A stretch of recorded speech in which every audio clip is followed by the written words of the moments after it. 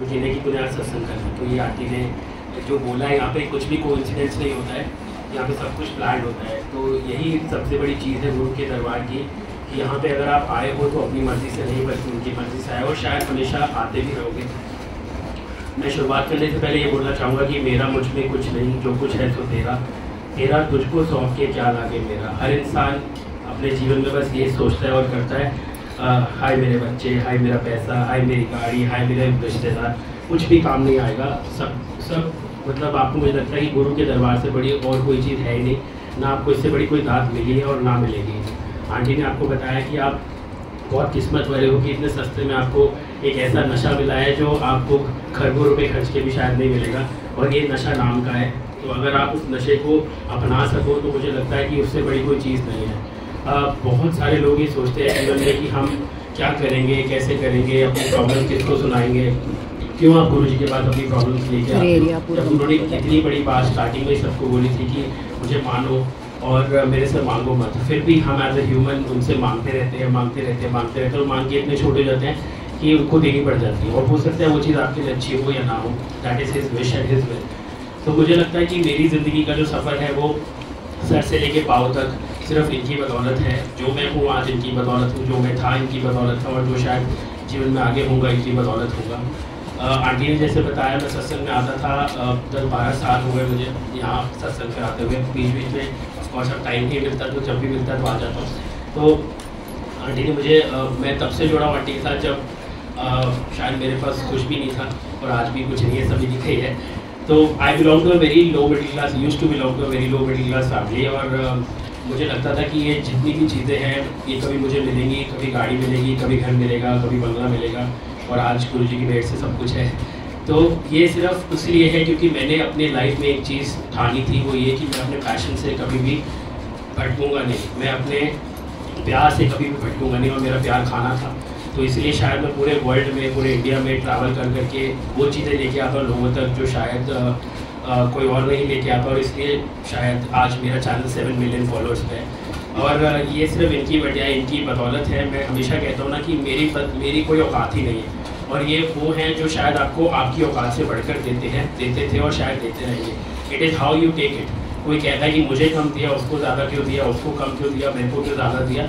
तो ये उनके ही इज़ गॉड, और आप भगवान से कभी भी बहस या भगवान से कभी लड़ नहीं सकते कि आपके लिए क्या अच्छा और आपके लिए क्या बुरा। किसी के पास आज मर्सिडीज़ है और किसी के पास BMW और किसी के पास शायद बलिनो है, तो सुख दोनों का सेम ही है। It is how you take it. आप कैसे लेते हैं उसको, वो बहुत इंपॉर्टेंट चीज़ है। और आई थिंक अगर आप वो सीख गए जीवन में तो आपको कभी भी ये नहीं कहोगे कि मैं सेटिस्फाइड नहीं हूँ लाइफ से। हर इंसान सेटिस्फाइड है लाइफ से, बस सिर्फ आपको अपने अंदर की वो चीज़ को जगाना। मैं अपने एक छोटा सा सत्संग आपके साथ शेयर करता हूँ। शायद जितने भी लोग यहाँ बैठे हैं सबने देखा था कि आज से 4-5 साल पहले एक वीडियो आई थी बाबा का ढाबा की, जो मैंने बनाई थी, और बहुत सारे एलिगेशंस लगे मेरे पे, बहुत सारी चीज़ें हुई मेरे साथ कि इसने ये किया, इसने वो किया। लेकिन मुझे पता था कि मेरे बैक सपोर्ट में कौन है, और मुझे ये पता था कि अगर मैंने किसी के साथ गलत नहीं किया तो मेरे साथ गलत नहीं होगा।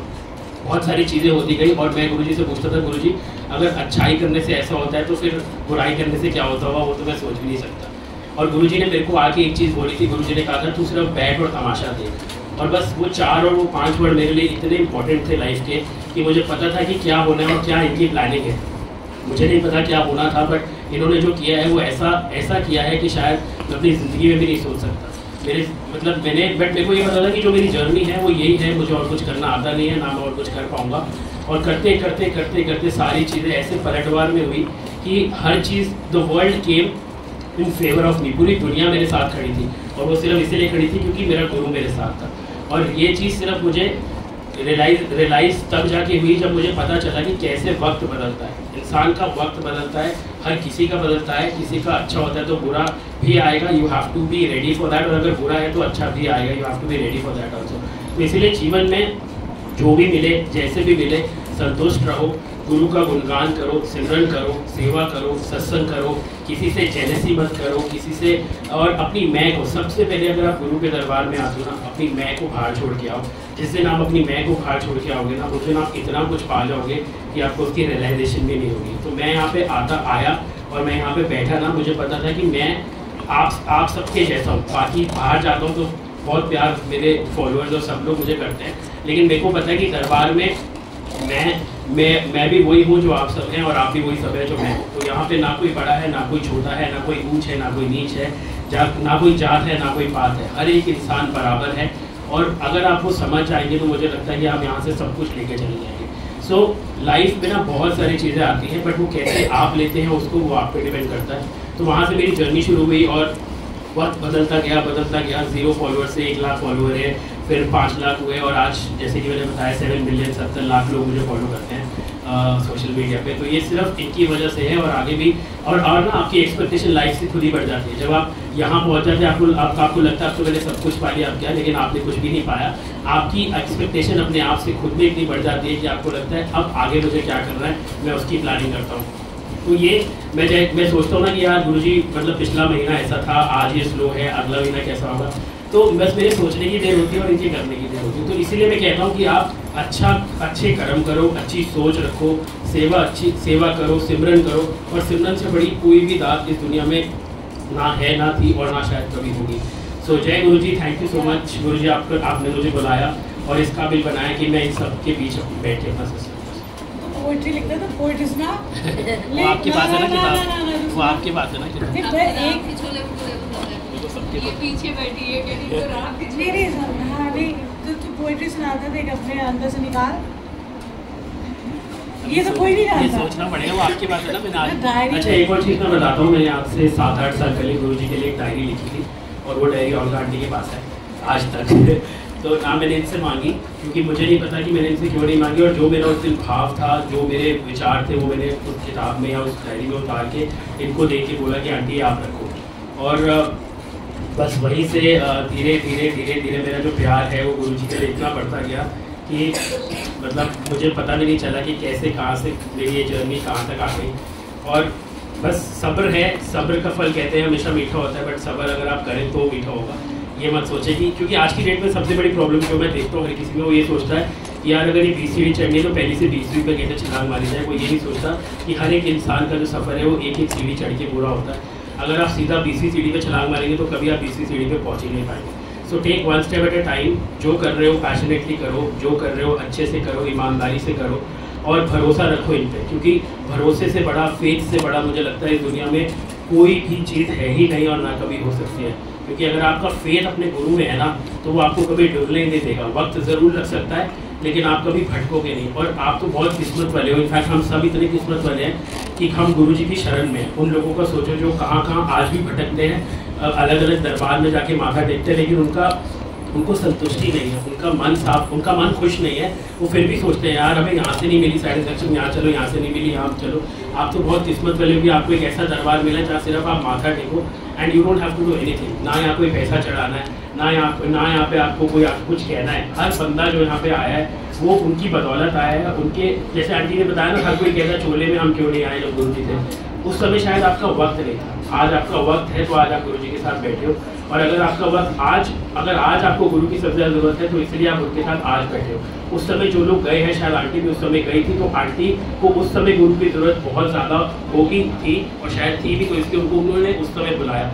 आज शायद संगत जो है वो इतनी मल्टीफोल्ड हो गई है कि आप सोच भी नहीं सकते। कहते थे गुरुजी की लाइना लगनिया टाइम, मतलब सिर्फ मेरे दर्शनों की एक झलक के लिए आप लोग तरसोगे, और हम लोग उस चीज़ को वैल्यू ही नहीं करते। हम लोग सोचते हैं कि कोई बात नहीं, आएंगे, माथा टेकेंगे, बातें करेंगे, इसने वो पहना, इसने ये देखा, इसके गले में ये वाला हार है।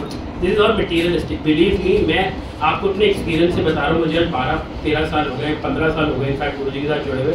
मैं आपको अपने एक्सपीरियंस से बता रहा हूँ, ये सब चीज़ें इतनी मटीरियलिस्टिक है ना कि आपको अभी नहीं रियलाइज़ हो रहा, आपको शायद 2 साल, 3 साल, 5 साल में रियलाइज़ होगा, जब आपको पता चलेगा कि मैंने अपने जीवन में क्या खो दिया। और जो वक्त आपके पास अभी है ना, उसको जितना यूटिलाइज कर सकते हो यूटिलाइज कर लो। गुरु के साथ बैठ के, गुरु के साथ सिमरन करके, गुरु की वडियाई करके, और जितनी अपने गुरु की वडियाई करोगे ना, उतने आगे जाओगे। ये तो मैं आपको 100% लिख के देता हूँ, क्योंकि मैं सबसे बड़ा इसका एग्जाम्पल हूँ। क्योंकि मेरे को कोई भी कहीं बैठता है ना, मैं सबसे पहले गुरु की वडियाई करता हूँ, और इतनी वडियाई करता हूँ कि मुझे लगता है कि मैं इस काबिल नहीं हूँ, लेकिन जितनी वडियाई कर सकूँ उतनी वडियाई करूँ। क्योंकि गुरुजी ने जो दिया है ना, लाइक आई सेड कि मैं शायद अपनी ज़िंदगी में भी नहीं सोच सकता था कि आज मैं यहाँ पे होऊंगा, या मैं अपने सफ़र में यहाँ तक पहुँचूंगा। मैं बहुत, मतलब मैं आपको बता भी नहीं सकता।